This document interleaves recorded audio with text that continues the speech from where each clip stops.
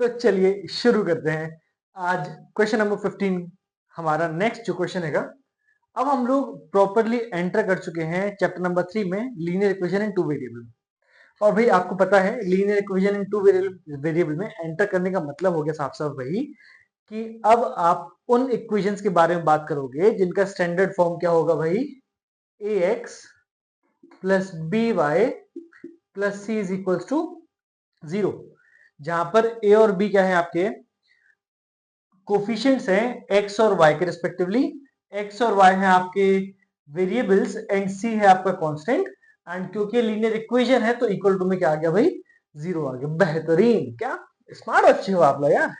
ठीक है, तो ये आपके पास क्या आ गया भाई, ax plus by plus c is equals to 0 is the standard form for linear equation in two variable। और ये आपके कोर्स में क्वेश्चन नंबर 3 आपका इसी पर बेस्ड रहेगा, सॉरी चैप्टर नंबर 3 आपका इसी पर बेस्ड रहेगा पूरा। अब इस क्वेश्चन में बोल क्या रहा है आपसे, इस क्वेश्चन में बोल रहा है आपसे कि भाई find out which pair of linear equation is consistent और इनकंसिस्टेंट। यार कंसिस्टेंट और इनकंसिस्टेंट तो सर थोड़े से नए शब्द हो गए अगर हम स्टार्टिंग से पढ़ रहे हैं तो। स्टार्टिंग से नहीं पढ़ रहे, थोड़ा सा नए शब्द हो गए तो थोड़ा समझते हैं पहले। ये जो linear equation in two variable है ना, इसका मतलब क्या होता है। इसका मतलब ये है कि भाई आपको ना एक स्ट्रेट लाइन दी जाती है, स्ट्रेट लाइन बेसिकली।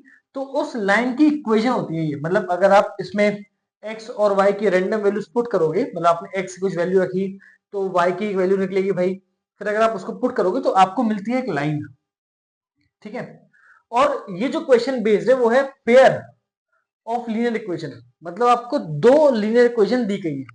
ठीक है, अगर आप देखोगे तो दो आपको लीनियर इक्वेशन दी गई है। अब देखो भाई, दो लाइंस अगर हैं तो दो लाइंस तीन तरीके से एक दूसरे से मिल सकती हैं। ठीक है, एक में वो हो भी सकता है कि ना भी मिले। तो पहला क्या होता है कि देखो भाई, या तो लाइन जो मेरे पास है वो होगी इंटरसेक्टिंग, मतलब ये लाइन एल है, ये लाइन एम है। ठीक है, ये दोनों एक सर्टेन पॉइंट पे कट करके निकल गई। दूसरा क्या हो सकता है भाई कि ये है मेरे पास लाइन एल और इसके ऊपर ही कौन आ गया भाई, इसके ऊपर ही आ गई लाइन एम। ठीक है भाई, सर आपने जो बोला समझ में आ गया भाई, ये है लाइन एल और इसके ऊपर क्या आ गया भाई, लाइन एम आ गई। अब लाइन एल और एम एक दूसरे के बिल्कुल ऊपर से जा रही है, मतलब बिल्कुल एक दूसरे के ऊपर जा रही है, मतलब इनके पास हर एक पॉइंट इनका सेम आ रहा है, हर एक पॉइंट क्या आ रहा है इनका बिल्कुल सेम आ रहा है भाई। और एक और क्या हो सकता है, मेरे पास दो लाइनें ऐसी हो सकती है भाई जो कभी ना मिले, मतलब पैरेलल भी हो सकती है। तो ये हो गई इंटरसेक्टिंग, ये हो गई कोइंसिडेंट, ये हो गई पैरेलल लाइंस।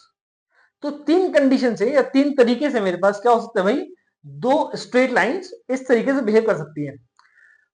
अगर मुझे एक भी पॉइंट मिल रहा है, पॉइंट मतलब वो पर्टिकुलर वैल्यू जिसको पुट करने पर मेरे पास जो इक्वेशंस है, मतलब एक्स और वाई की वो वैल्यू जिसको पुट करने पर जो मेरे पास दो दो इक्वेशंस है, दोनों का आंसर क्या आ जाएगा भाई, 0 आ जाएगा।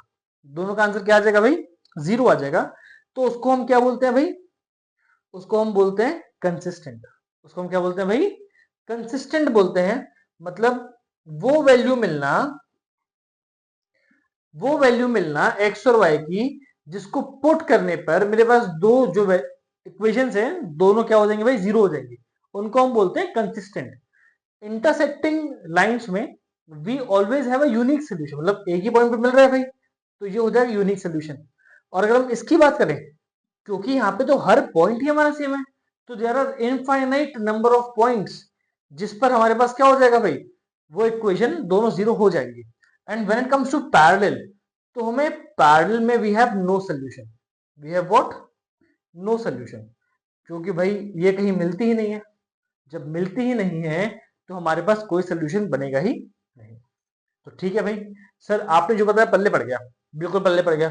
अब सर हमें, मतलब हम क्या इनकी लाइनें बनाएंगे पहले, अरे नहीं भैया लाइनें नहीं बनानी है, मेहनत तो करनी नहीं है, मेहनत तो करनी ही नहीं है।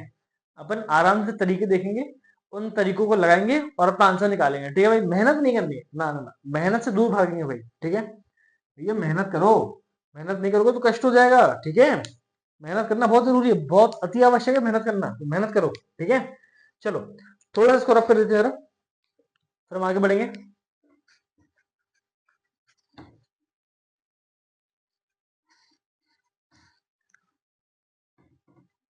चलिए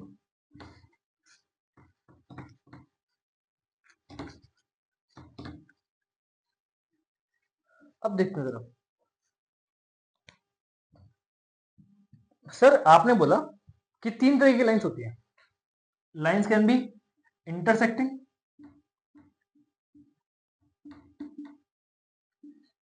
it can be parallel, it can be coincident. तो मतलब हम लोग किस तरीके से देख पाए कि अगर मेरे पास दो इक्वेशंस हैं तो हम डायरेक्टली बस देख के बता दें कि मेरे पास जे आंसर हो जाएगा, तो कैसे बताएंगे हम? देखते हैं जरा। अगर मेरे पास जो ये हैगा variable of X, variable of X जो मैंने लिखा था ना आपसे यहां पर कि A X plus B Y plus C is equal to 0, ये मेरे पास स्टैंडर्ड फॉर्म होता है इक्वेशन का। तो x का वेरिएबल क्या है, x का कोफिशिएंट क्या है भैया a हैगा, y का कोफिशिएंट क्या है भैया b हैगा। ठीक है, तो अगर मेरे पास कोइंसिडेंट लाइंस है, कौन सी लाइंस है? Coincident lines. तो a1 अपॉन a2 बराबर होगा b1 अपॉन b2 के, बराबर होगा c1 अपॉन c2 के। अगर मेरे पास ये पूरा बराबर आ रहा है तो मेरे पास क्या हो जाएगा, the lines will be coincident, मतलब एक दूसरे के ऊपर से बिल्कुल चढ़ते हुए जाएंगी, and they will be having infinite number of points. मतलब एक्स और वाई की इनफाइनाइट वैल्यूज इनको पुट करने पर हमारे पास पूरा जो इक्वेशन है वो जीरो हो जाएगा। ठीक है भाई, अब हम बात करते हैं इंटरसेक्टिंग की। क्या होता है इंटरसेक्टिंग में? a1 अपॉन a2 बराबर नहीं होगा b1 अपॉन b2 के। ठीक है सर, इतनी सी बात? हाँ भाई, a1 अपॉन a2 बराबर नहीं है b1 अपॉन b2 के। ठीक है, तो फिर सर पैरेलल में क्या होगा? पैरेलल में होता है a1 अपॉन a2 बराबर b1 अपॉन b2 के, पर ये बराबर नहीं होता c1 अपॉन c2 के।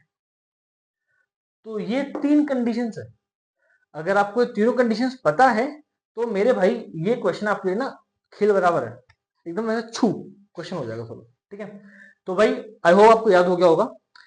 कोइंसिडेंट सब बराबर है, पैरेलल लास्ट वाला बराबर नहीं है, वो ना खेल कर दिया, मतलब कह रहे थे मिल जाएंगे लेकिन मिले नहीं, धोखा कर दिया, आखिरी मोमेंट पे आपको धोखा कर दिया भैया। पैरेलल लाइन से भैया इसने बोला दो लाइन से हमारे पास, पहली वाली ने बोला सीधे चलो, दूसरी दूसरी बोला सीधे सीधे चलो भैया, आगे जाके मिल जाएंगे। इसने इसकी बात मान ली, लेकिन क्या हुआ? धोखा हो गया ना भाई, दो सीधी लाइनें कभी मिल ही नहीं सकती हैं। तो पहले तो बात मान ली, लेकिन बाद में क्या कर दिया?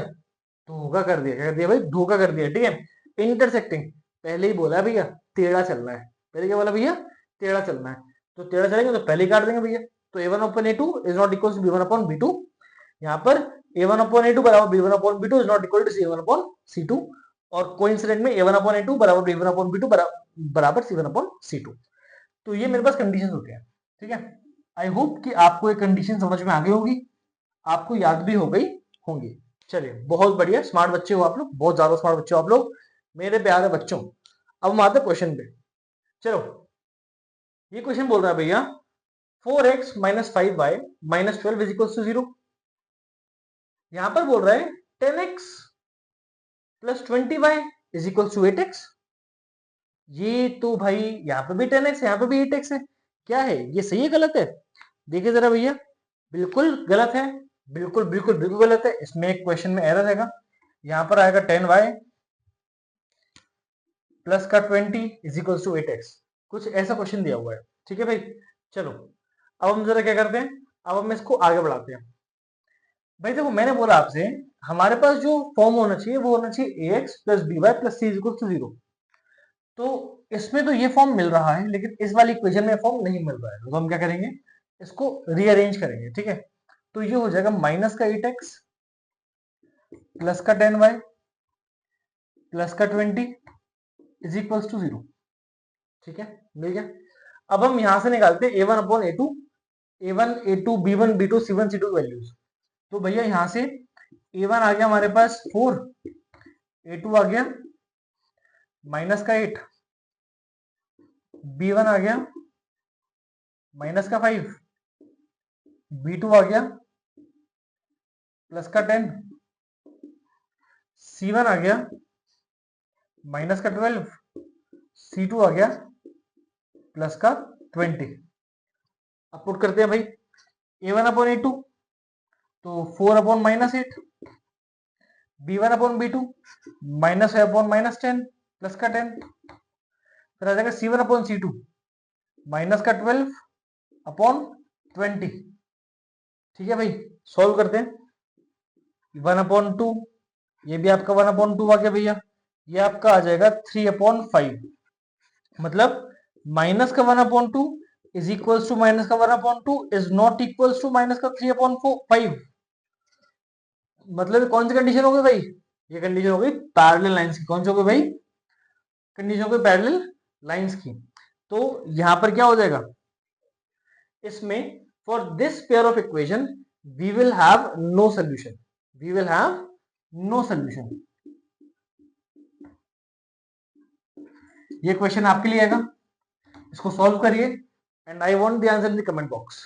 ठीक है, आई होप कि आपको समझ में आया होगा इंटरसेक्टिंग, पैरेलल और कोइंसिडेंट कितना सिंपल है याद करना, एंड इस पर बेस्ड 1 मार्क्स के या 2 मार्क्स का क्वेश्चन आपको एग्जामिनेशन देखने को मिलता ही है का।